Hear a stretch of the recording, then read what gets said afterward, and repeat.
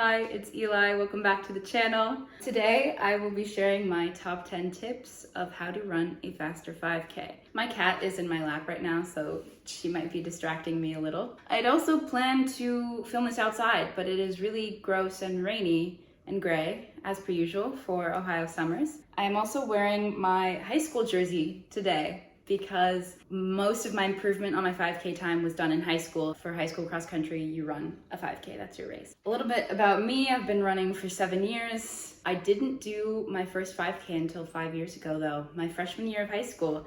I had never run a 5K before that, and I got a 33:30, which is about 10:47 per mile, and I was the slowest on the team. But I consistently dropped time. By the end of my freshman season, I was under 28 minutes. By the end of my sophomore season, I was under 26. By the end of my junior season, I was under 24, and I was consistently running varsity. And then my senior year, I was elected varsity captain, and I ran my fastest time at OCC's, which was a 22:12, which is 7:08 per mile. I know, baby. She's a Cornish Rex, by the way. I know people get freaked out because she looks like a little rat, but she also has a little boo-boo on her neck, but I promise she's fine. My first tip would be to be consistent.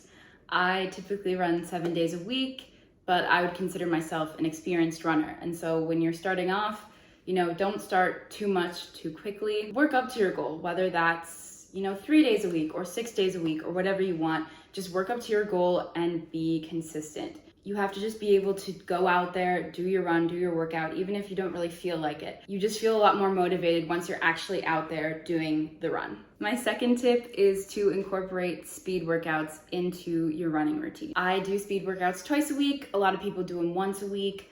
Either one is a good option. The top 3 that you will see are intervals, tempos, and fartleks.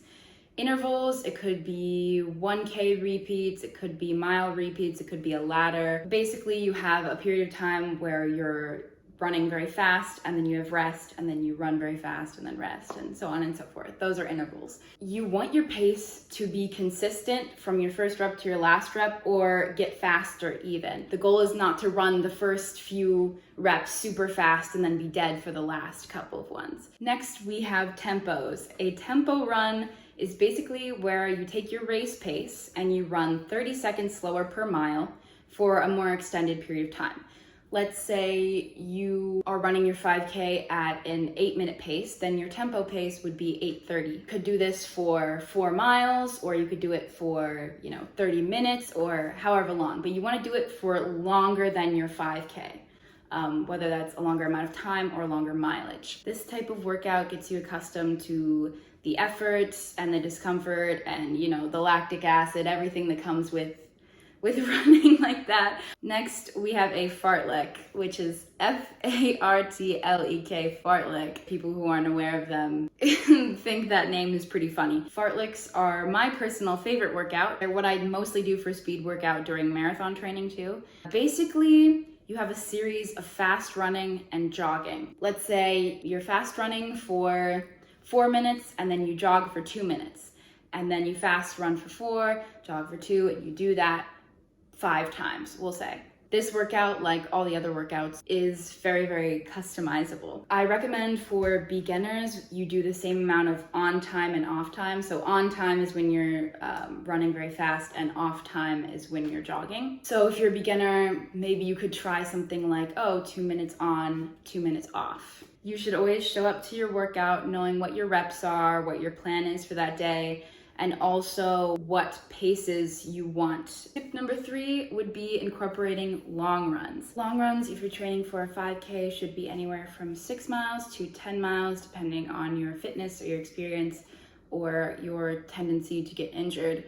This should be pretty slow pace. Number 4 is easy runs or recovery runs. Now, the biggest mistake I see with people, and a lot of people have talked about this, is that they take their easy runs too hard. These runs should be easy. It's, your aerobic base. You should be able to talk. Actually, a fun thing to do on easy runs is to get a friend or, a running group together, go for a couple of miles and chat. That's also a really good way to increase your aerobic capacity. I like to add strides to the end of my easy run. So that's like 4 to 8, depending on how many you want to add strides. These could be 40 meters, they could be 100 meters, you know, however long you feel comfortable with. Get your legs moving. My 5th tip would be more weekly mileage in general. Now, this is not for everybody. I have a lot of friends who are injury prone, who cannot do a lot of mileage. When I was a freshman, I was doing 30 miles a week.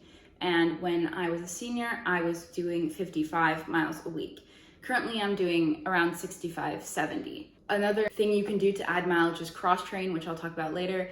But basically, you know, let's say you're running 30 miles a week, try 35. The next one is pretty overlooked, but it is one of my favorites, and that is strength training. If you get injured all the time, listen up.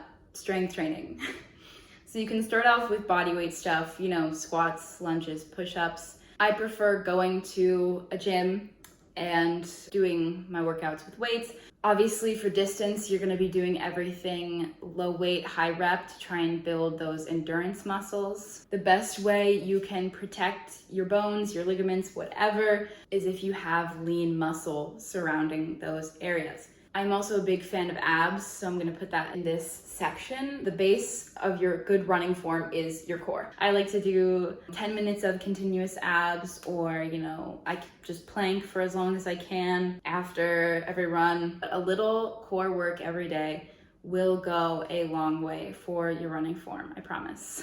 Number 7 for me is incorporating cross training. Cross training, if you're wondering what that is working out but not running. So swimming, biking, elliptical, jumping on a trampoline, all of these things. And the important thing with cross training is getting your heart rate up. So if your heart rate is in the zone where you would normally be, let's say on an easy run or whatever, that for me counts as cross training. Obviously, I like to run my workouts, but you can also cross-train workouts if you're feeling an injury coming on, or, you know, you are injured right now, because those sort of activities are a lot easier on your body, on your joints, than running is. Number 8 is to prioritize recovery. Now, this means quite a few different things. One of the big things that I see people neglecting all the time is stretching. Obviously, you want to make sure you're doing your dynamic warm-ups before your workouts, before your runs, but you also want to make sure you have a good stretching routine for after every workout, every run, every lift. Personally, I would recommend at least 20 minutes. Another good thing is foam rolling. I love foam rolling, just something quick I can do in the morning, in the evening, after my runs. Obviously, there are other gadgets you can buy, little Theraguns, whatever. I mean, whatever you like. I don't think you need all of these gadgets, but if you want them, they're not a bad purchase. Another thing with recovery that I'm not the best at is getting enough sleep.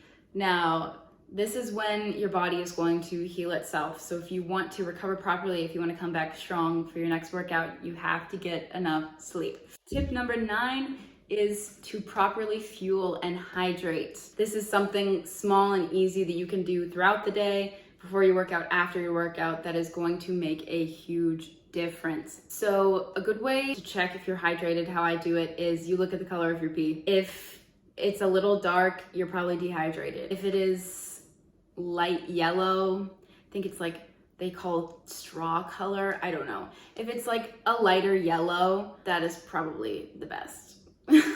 Didn't think I would be talking about pee on the internet today, but here we are. So yeah, basically hydrate or dihydrate. I mean it. An easy way to get in your water is to carry around a water bottle with you. Another thing that I see people not getting enough of is fuel, calories, protein, carbs, vegetables. I see so many athletes not eating their vegetables. Please eat your vegetables. You need to fuel yourself. Obviously, distance running especially takes a lot out of your body. And so if you're not fueling properly, if you're not getting back those calories, that protein, then your body can't heal itself, and it just keeps breaking down and down and down. And that is going to make you slower. What I also say about that is food is fuel, but it's also fun. I always eat the stuff that I want to eat, but make sure that I'm getting all those essential nutrients in there. And be sure to treat yourself. Me personally, I love dark chocolate. I love a good vegan custard here and there. My team has this thing called Ice Cream Tuesday where we go get ice cream every Tuesday.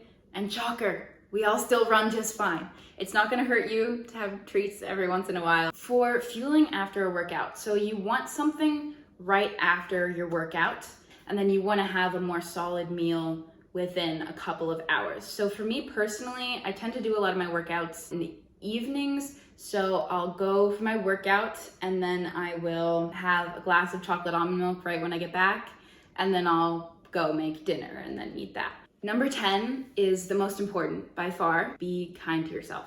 Distance running, you don't get better like that overnight. It's a process, it takes time. You just have to be patient with yourself. It's okay if a workout or a week of training didn't go to plan.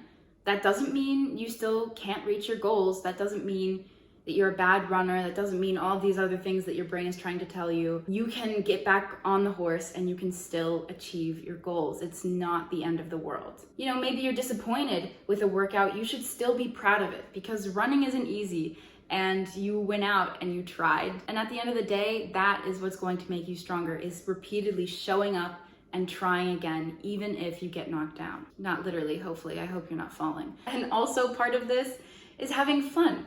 You should have more fun than not fun, I find, when you're working out. Some of your running journey is not gonna be super fun. Some of it's gonna be frustrating, some of it's gonna be painful.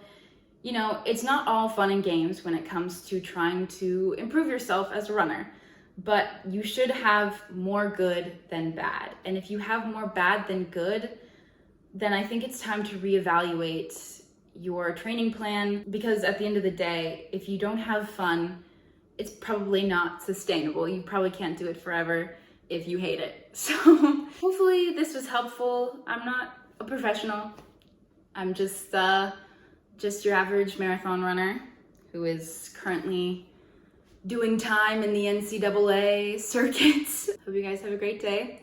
I am currently working really hard editing my documentary, so stay tuned for that. Thanks for watching. My cat says bye. Bye.